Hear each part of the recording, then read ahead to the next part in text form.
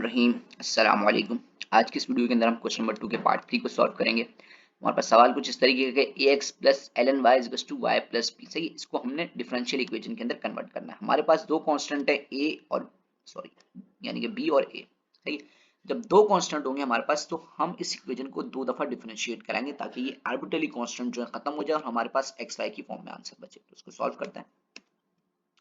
Differentiate कराया पहले with respect to x, क्योंकि यहाँ पे x इंडिपेंडेंट वेरिएबल है, y डिपेंडेंट है। तो यहाँ पे हो गया dy अपॉन dx, यहाँ पे dy अपॉन dx दोनों साइड पे अप्लाई करा दिया डेरिवेटिव। तो ये देखें यहाँ पे ax है, x का डेरिवेटिव 1 होता है और a कांस्टेंट है, तो a से जब 1 मल्टीप्लाई हुआ तो a आ गया। यहाँ पे लिखा हुआ है ln y, तो ये ln y के ऊपर जब dy अपॉन dx अप्लाई होगा तो ln y का डेरिवेटिव हो जाएगा 1 अपॉन y।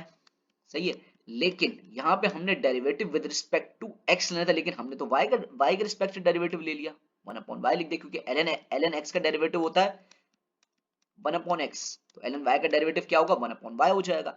लेकिन हमने यहाँ पे विद रिस्पेक्ट टू x लेना था, इसलिए हम साथ में लिख देंगे dy अपॉन dx। इसका मतलब ये होता है कि हमने डेरिवेटिव ले लिया y का, जबकि लेना किसके रिस्पेक्ट से था, x के रिस्पेक्ट से। सही, अब यहाँ चलते हैं। यहाँ dy अपॉन dx जब y के ऊपर अप्लाई होगा तो आ जाएगा dy अपॉन dx। सही है, यहाँ पर भी देखिए क्या होगा, y का डेरिवेटिव क्या होगा 1 होता है। सही है, लेकिन हमने विद रिस्पेक्ट टू x लेना था, इसलिए dy अपॉन dx लिख दिया। और यहाँ पे मेरे पास जो b है कांस्टेंट है, इसके ऊपर जब डेरिवेटिव अप्लाई होगा तो ये क्या हो जाएगा, 0 हो जाएगा। सही है, आगे चलते हैं, थोड़ी सी सिंप्लीफिकेशन कर लेते हैं। यहाँ पे 1 अपॉन y जो है dy अपॉन dx प्लस में था, इधर भेज के माइनस करा दिया। ये dy अपॉन dx, यहाँ भी dy अपॉन dx दोनों कॉमन है, कॉमन ले लेंगे तो कुछ इस तरह बन जाएगा a equals to dy upon dx 1 minus 1 upon y। सही है, अब हमें दोबारा से डेरिवेटिव अप्लाई कराना है ताकि हम इस a को खत्म कर सकें। तो देखते हैं, आगे चलते हैं। अब ये देखें, यहाँ पे वही सेम बात लिख दी, इसके ऊपर डेरिवेटिव अप्लाई कराएंगे। अब देखें यहाँ पे हमारे पास ये और ये दोनों मल्टीप्लिकेशन की फॉर्म में, जब भी कभी डेरिवेटिव अप्लाई होता है और दो चीजें आपस में मल्टीप्लाई हो रही है तो हम u v का फॉर्मूला लगा देते हैं। ये होता है u बार v प्लस v बार u, यानी कि पहले u का डेरिवेटिव लेंगे और v वैसा का वैसा लिख देंगे, फिर प्लस v का डेरिवेटिव लेंगे और u जो है जिस तरह लिखा हुआ है वो लिख देंगे। तो हमने u को बोल दिया कि u जो है dy अपॉन dx है और v जो है वो बराबर है 1 माइनस 1 अपॉन y के। सॉल्व करते हैं इसको। देखें, डेरिवेटिव पहले इसके ऊपर अप्लाई होगा u के ऊपर, तो ये d upon dx dy upon dx, और ये v हमने सेम वैसे का वैसा लिख दिया और ये पूरा का पूरा u के ऊपर डेरिवेटिव अप्लाई हुआ है। उसके बाद प्लस लगाया, फिर हमने ये u सिंपल लिख दिया और v के ऊपर हमने डेरिवेटिव अप्लाई करा दिया। अब देखते हैं किस तरीके से आगे काम हुआ। इसके ऊपर जब डेरिवेटिव अप्लाई होगा तो ये हो जाएगा D square Y upon D X square, D से मल्टीप्लाई होगा डी स्क्वायर वाई और यहाँ पे डी एक्स का स्क्वायर हो जाएगा। सही, ये दो बहुत डेरिवेटिव आपस में मल्टीप्लाई हुए। उसके बाद फिर मेरे पास ये 1 माइनस 1 अपॉन वाई सेम वैसा का वैसा रहेगा, फिर plus D Y upon D X same वैसा का वैसा। अब डिफरेंशिएशन इन दोनों के ऊपर अप्लाई होगी। सही, 1 के ऊपर जब अप्लाई होगी तो 1 तो 0 हो जाएगा। उसके बाद जब 1 अपॉन वाई के ऊपर अप्लाई होगी तो अब देखें यहाँ पे लिखा हुआ है डी अपॉन डी एक्स, इसका मतलब है हमने with respect to X derivative लेना है, लेकिन यहाँ तो y लिखा हुआ है। लेकिन अब हम y का डेरिवेटिव लेंगे तो इसलिए हम लिख देंगे dy अपॉन dx, उसके बाद फिर इस टर्म का डेरिवेटिव लेंगे। सही है, तो यहाँ पे मेरे पास जब 1 अपॉन y है, y को ऊपर भेज दें, y की पावर -1 हो जाएगी। तो डेरिवेटिव क्या कहता है, पावर को आगे भेज दो, तो यानी कि -1 आगे आ जाएगा। सही है, और y के अंदर से 1 और माइनस हो जाएगा पावर में से, तो ये हो जाएगा माइनस y के ऊपर माइनस की पावर 2। फिर इसको जब हम y की पावर ऊपर माइनस है, नीचे 1 मौजूद होता है, y को नीचे भेज देंगे तो ऊपर आ गया -1 और नीचे हो गया y स्क्वायर। सही है, ये बात समझ में नहीं आई तो कमेंट सेक्शन में कमेंट करें, इंशाल्लाह कंफ्यूजन दूर कर दी जाएगी। अच्छा जी, उसके बाद देखें क्या हुआ, ये सेम वैसे का वैसा आ गया और ये यहाँ पे कुछ इस तरह की टर्म बन गई, ये माइनस माइनस प्लस हो गया। उसके बाद कुछ इस तरह की टर्म आ गई। सही है, अब ये हमने निकाल लिया डेरिवेटिव, मतलब कि यहाँ तक हमने डिफरेंशियल इक्वेशन बना ली है। सही है, और ये देखें a 0 हो चुका है, लेकिन बुक के अंदर जो आंसर दिया हुआ ना हमें वो निकालना है। सही है, तो वीडियो को स्किप नहीं कीजिएगा, वीडियो पूरी देखिएगा। क्वेश्चन नंबर 3 का भी आंसर जो है मैं जो सेम बुक का है वो निकाल के दिखाऊंगा आपको, और क्वेश्चन नंबर 4 का भी answer same as it is जो बुक के अंदर है वो निकाल के दिखाऊंगा, क्योंकि काफी गाइड्स जो जितनी भी गाइड्स है ना जो सॉल्व की हैं मैथमेटिकल मॉडल की, उसके अंदर किसी के अंदर भी बिल्कुल प्रॉपर तरीके से सॉल्व नहीं होगा। इंशाल्लाह मैं सॉल्व कराऊंगा, वीडियो को पूरी देखिएगा। तो यहाँ पे देखें, ये मेरे पास लिखा होता है 1 माइनस 1 अपॉन वाई। सही, इनका जब हम एलसीएम लेंगे तो y ऊपर मल्टीप्लाई हो जाएगा, नीचे y आ जाएगा, क्योंकि यहाँ पे नीचे 1 मौजूद है ना, तो y एलसीएम आ गया, ऊपर y मल्टीप्लाई हो गया, y minus 1 upon Y plus D Y upon D X का स्क्वायर, क्योंकि ये देखो ये दोनों आपस में मल्टीप्लाई होते हैं, तो D Y upon D X का होल का स्क्वायर होगा, सही है, ये नहीं अलग अलग स्क्वायर लगेगा, होल पे स्क्वायर लगेगा, और वन अपॉन वाई स्क्वायर है, सही है। फिर हमने क्या करा यहाँ पे, जो बुक के लिए आंसर बनाने के लिए हमने क्या करा, यहाँ से ना वाई को कॉमन लेना है, यहाँ पे वन अपॉन वाई स्क्वायर है, यहाँ पे वाई है, तो हम यहाँ पे y को ऊपर मल्टीप्लाई कराएंगे और नीचे डिवाइड कराएंगे, सही।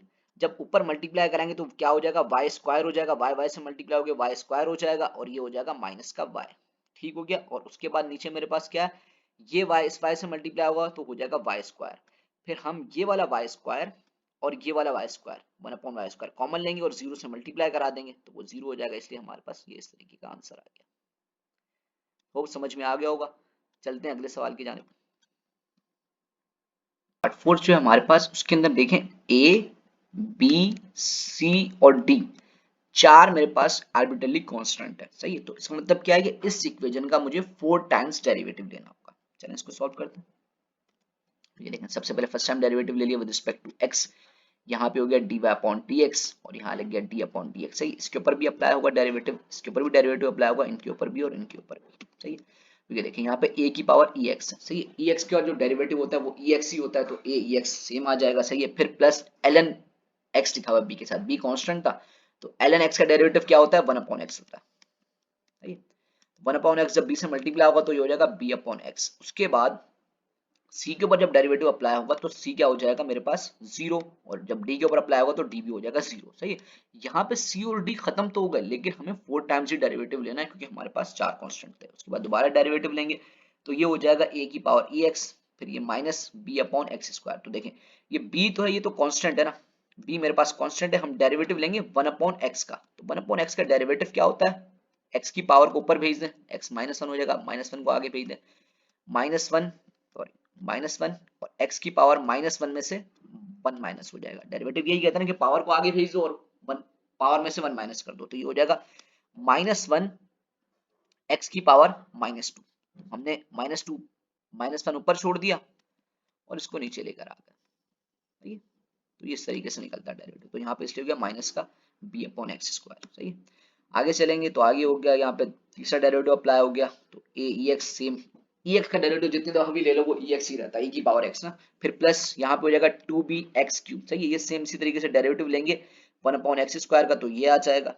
उसके बाद फिर एक और दफा डेरिवेटिव लेंगे तो ये हो जाएगा a e की power x minus 6b upon x की पावर 4, सही है। अब सवाल ये पैदा हो रहा होगा कि भाई हमने यहाँ पे ये एक इक्वेशन नंबर 1 बना ली, ये बना ली हमने इक्वेशन नंबर 2 बना ली, और ये बना ली, सॉरी ये हमने इक्वेशन नंबर 1 बनाई, ये 2 हो गई मेरे पास, ये 3 हो गई और ये 4 हो गई, सही है।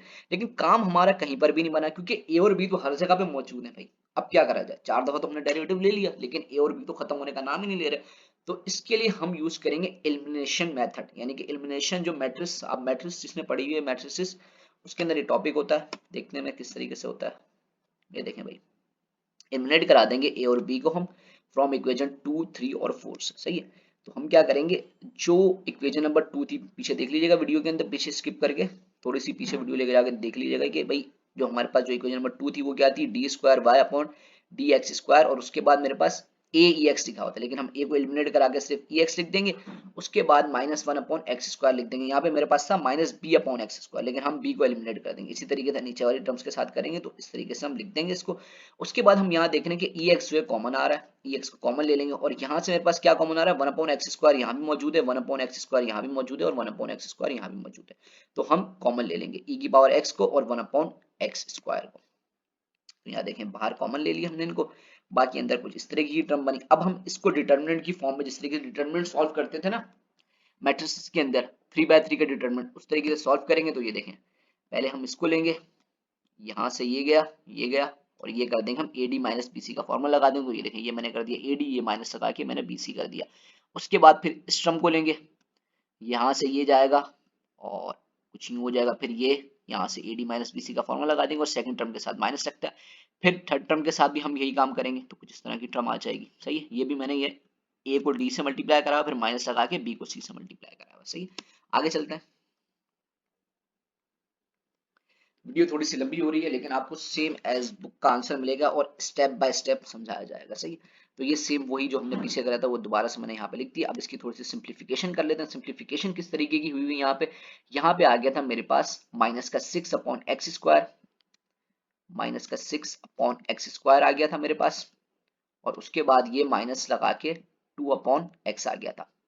इन दोनों का जब हम एलसीएम लेंगे तो यहाँ पे एक्स स्क्वायर मौजूद है, सॉरी यहाँ लिख देता हूँ मैं, एक्स स्क्वायर मेरे पास एलसीएम आ जाएगा और ऊपर बच जाएगा माइनस का 6, और यहाँ पे 2 के नीचे सिर्फ एक एक्स है ना, 2 के नीचे सिर्फ एक एक्स है ये देखें, तो यहाँ पे ऊपर 2 के साथ एक एक्स मल्टीप्लाई हो जाएगा। इस तरीके से ये आ गया माइनस का 6 माइनस का 2x और ये हो गया एक्स स्क्वायर, फिर ये माइनस लगा थर्ड डेरिवेटिव, फिर इसका भी सेम वैसे ही डेरिवेटिव लिया हुआ है कि यहाँ पे माइनस माइनस प्लस हो गया, प्लस अब यहाँ पे 1 था ना, 1 के नीचे कुछ भी नहीं था इसलिए एक्स स्क्वायर ऊपर मल्टीप्लाई हो जाएगा 1 से, तो यहाँ हो जाएगा एक्स स्क्वायर और नीचे भी एक्स स्क्वायर एलसीएम के अंदर, फिर प्लस ये आ जाएगा टर्म, यहाँ पे 2 upon x, minus minus plus का 1 था, यहाँ पे x मौजूद था यानी कि 2 अपॉन एक्स और प्लस करके यहाँ पे मेरे पास 1 लिखा हुआ था, तो इस x को इस 1 से मल्टीप्लाई करा देंगे तो ये हो जाएगा 2 प्लस एक्स और नीचे x आ जाएगा इज इक्वल टू 0। सही है, यहाँ तक समझ में आ गया होगा। आगे चलते हैं। तो अब ये देखें इन दोनों में से माइनस कॉमन आ रहा था, माइनस कॉमन ले लिया तो 2x plus 6 upon x square आ गया, फिर इन दोनों में से भी माइनस कॉमन ले लिया तो ये वाला माइनस जो कॉमन जब निकला था ना, यहाँ से जब निकला कॉमन यहाँ पर आके, तो ये माइनस इस माइनस से मल्टीप्लाई होकर प्लस हो गया, तो ये 6 यहाँ पे माइनस का था प्लस का हो गया, और x square minus x square जो था प्लस का था वो माइनस का हो गया। सही है, और यहाँ पे 2x और x इसके साथ हमने मल्टीप्लाई करा दिया x अपॉन x। ये क्यों करा है मल्टीप्लाई डिवाइड क्यों करा, ताकि क्योंकि मेरे पास यहाँ भी एक्स स्क्वायर मौजूद है और यहाँ भी मेरे पास एक्स स्क्वायर मौजूद है। सही है, बुक के अंदर जो आंसर दिया हुआ उसमें से इस एक्स स्क्वायर को एलिमिनेट कराया हुआ, जब भी मैं इस एक्स को जब इस एक्स से मल्टीप्लाई कराऊंगा तो ये भी हो जाएगा एक्स स्क्वायर, और मैं कॉमन ले लूंगा 1 अपॉन एक्स स्क्वायर। देखिएगा अगले स्टेप में क्या होता है, तो ये देखें यहाँ से भी एक्स स्क्वायर चला गया, यहाँ से भी एक्स स्क्वायर चला गया, और यहाँ से ऊपर का एक्स बच गया और नीचे के दोनों एक्स को एक्स स्क्वायर बना के यहाँ से मैंने 0 से मल्टीप्लाई करा दिया। सही है, अब आगे चलते हैं।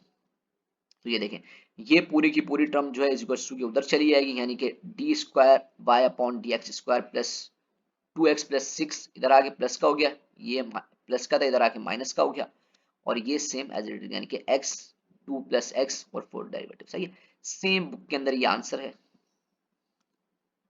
सही है, वीडियो को लाइक सब्सक्राइब और शेयर करें ताकि आग, और बेल आइकन को भी क्लिक कर दें ताकि आने वाली और वीडियोस जो हैं वो आपको मिल सकें और बिल्कुल स्टेप बाय स्टेप आसान फॉर्म में आपको समझाया जा सके। सही, जज़ाकल्लाहु खैर।